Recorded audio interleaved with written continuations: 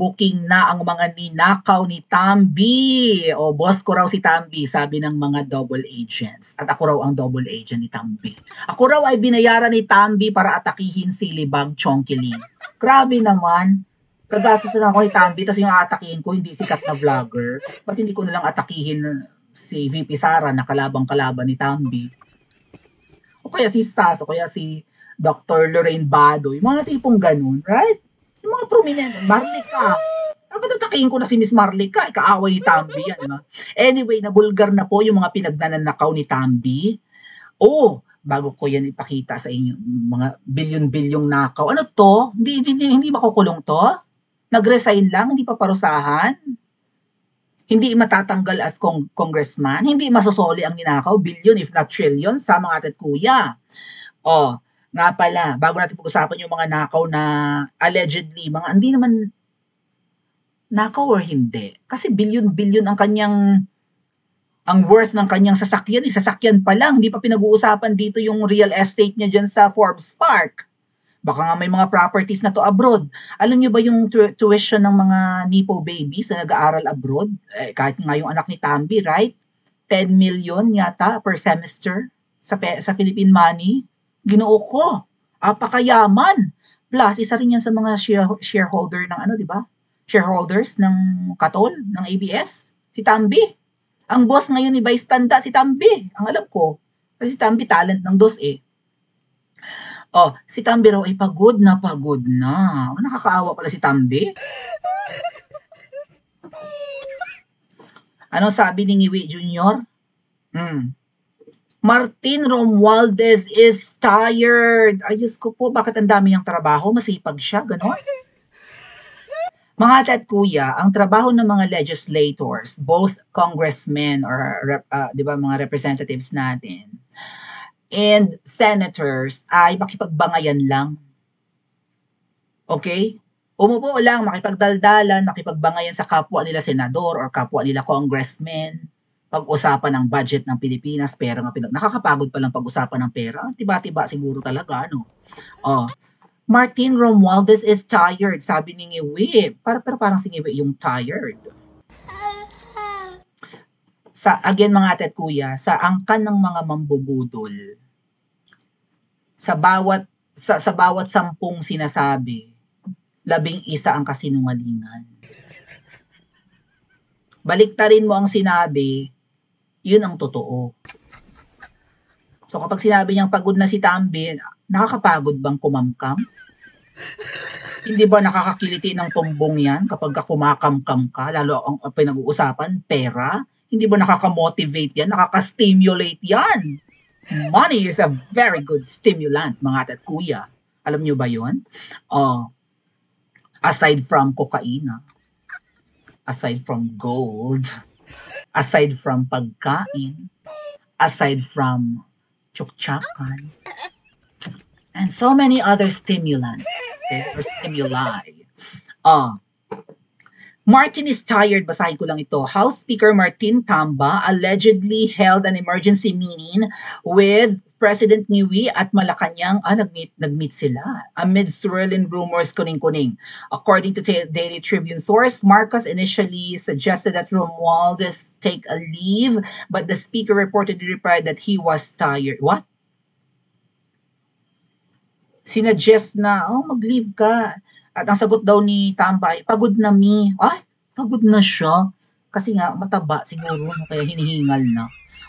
The meeting comes amid the ongoing flood control scandal. Napagod siya sa issue. Yun ba yun? Napagod siya sa chismis.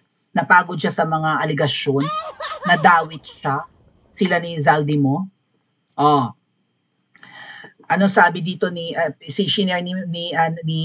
Congresswoman Rowena Guanzon itong bilyon-bilyong halaga ng sasakyan ni Tambi? 2.6 billion piso na private jet ni Martin Romualdez lumutang na. Hindi lang pala lumilipad, lumulutang din. Private jet, 2.6 billion. Kaya nga po tayo merong Kaya nga nasa saligang batas natin, mga atat kuya, yung Article 6713 or Code of Conduct and Ethical Standards of Public Officials and Employees. Diyos ko, sa ulado ko na. Mamuhay kayo ng modest or payak. Huwag maluho. Saan nyo kinukuha ang inyong luho ay public servants lang kayo. Hindi man pagkalaki-laki ang sweldo nyo. Kung sumusweldo si Martin Romualdez as Speaker of the House ng say 200,000 a month, 2 milyon lang yan mahigit sa isang taon. 3 taon pa lang siyang nakaupo, mga ate at kuya. Tama? Kung ang sahod niya 200K a month, so 1 million in 5 months, 2 million in 10 months, 2.5 million in a year. Sa 3 taon, wala pa siyang 10 milyon. Nasa 7 million mahigit pa lang ang sweldo ni Tambi. Paano siya nagkaroon ng private jet na 2.6 billion pesos? Private jet pa lang yan. Ano to gagamitin sa pagtakas? Ganun ba yun? Or para iwas traffic, kahit na may mga Rolls Royce ka, kahit may Mercedes-Benz ka, and McLaren, whatnot, Ferrari, masastuck ka pa rin in traffic in Manila. Say for example, gusto mong umuwi ng Leyte, or gusto mong pumunta ng Batangas or Tagaytay, at nasa Maynila ka, gusto mong umiwas ng traffic, sasakay ka malamang sa iyong private jet. Or maybe gusto mong lumabas ng bansa, gusto mong magkape in Hong Kong, sakay ka ng private jet para hindi ka nakikita ng ibang pasahero, hindi mabubuking ang lakwatsa mo or la mierda mo. Tama? Bakit ka merong 2.6 billion private jet? Kaya mo bang maging bilyonaryo sa sweldo mo within, say, 6 years? Ay, 3 years nga lang palang kongresista ang bawat congressman? O, kaya mong maging paano kang nagkaroon ng ganyang luho? Wala pa dyan yung relo, wala pa dyan yung alahas, wala pa dyan yung mga gold bullions, wala pa yung cash, wala pa yung mga real estates, lupa, bahay. Private jet pa lang ang pinag-uusapan, mga ating. Buti pa to, lumutang na, pero yung mga flood control projects sa buong bansa, multo pa rin ang karamihan. Kaya nga ghost projects ang tawag. So lumutang ang sa ulat ng Billionaire News Channel, lumabas sa gitna ng corruption probe ang umano'y marangyang pamumuhay ni House Speaker Martin Romualdez at Congressman Contractor Sal Dimo. Ayon sa Billionaire News Channel, kabilang dito ang pagbili umano ni Romualdez ng 2 jet, Gulfstream G150 at Gulfstream G550 na tinatayang nagkakahalaga ng mahigit 2.6 billion pesos. May kausap ako mga kababayan and shout out sa aking ate na yung parking fee pa lang ng mga eroplanong ito, alam nyo bang umaabot ng $100,000? Halimbawa, yung eroplano mo nandyan sa NAIA or sa kung saan mang airport. Maybe, I think this is just based sa Dubai Airport, okay? Ang eroplano mo na nakapark ay magbabayad ka ng $100,000 per month. Kung nakatambay lang yung eroplano mo. Not sure kung ganito ang singilan sa Pilipinas. $100,000 is 5 million bawat buwan. Parking fee pa lang yun, mga ating. Well, kasama siguro dun ng, I don't know, cleaning, whatever. Pero mo yung 5 million a month, kung meron kang eroplanong sarili. So, bilyon yung ipinambili mo, milyon ang ginagastos mo buwan-buwan, I don't know kung kasama yung fuel doon. Kasi magbabayad ka talaga. Saan mo ipapark yung eroplano mo? Di ba lamang sa airport? Magbabayad ka. According sa aming friend ni Miss Yumi na Nepo baby rin. Nepo baby. Ang aming friend, si Mrs. M. Shout out Mrs. M. Mrs. M, wala na yung FB ko. Binura ng Facebook. Gawa ko panibago.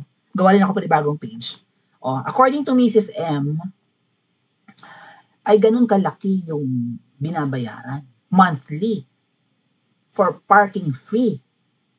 Pero may 5 milyon sa pera natin. Plus kung ano pa man yung mga binabayaran habang nakatambay yung eroplano mo dyan. Alangang libre ka. Right? Oh. So, paanong may ganitong property si Tambi? Is it suffice to say, mga kababayan, na totoo yung sinasabi ng mag-asawang Diskaya, si Curly at saka si Sara Diskaya, na may mga kotong or may cut? Pinangalanan si Tambi tsaka si Zaldico. Mukhang totoo. Kung wala silang cut, saan galing ang pinambili nila ng eroplano? Eroplano pa lang yan, pinag-uusapan natin. Iba pa yung, baka may mga properties pa yan abroad. Yung anak, million ang tuition fee. Ang alam ko, 10 million per semester ang anak ni Tambi. Ay, yung allowance pa. Yung, right? Yung board and lodging. Baka may sarili ng property kung saan nag-aaral yung anak. Paanong ganito at limpak-limpak? Ano to? Sapat lang ba mga ate at kuya na pinag-resign? Hindi ba dapat bawiin ang baka ill-gotten wealth? Saan galing ang mga pinambili saan galing ang luho na nai-enjoy ni Tambi at ni Zaldi mo? Would you agree na totoo ang sinabi ng mga Diskaya sa dalawang ito? Na sila ay may percentage sa bawat flood control project? Pa-comment niya po sa comment section at mag-like and subscribe din po kayo.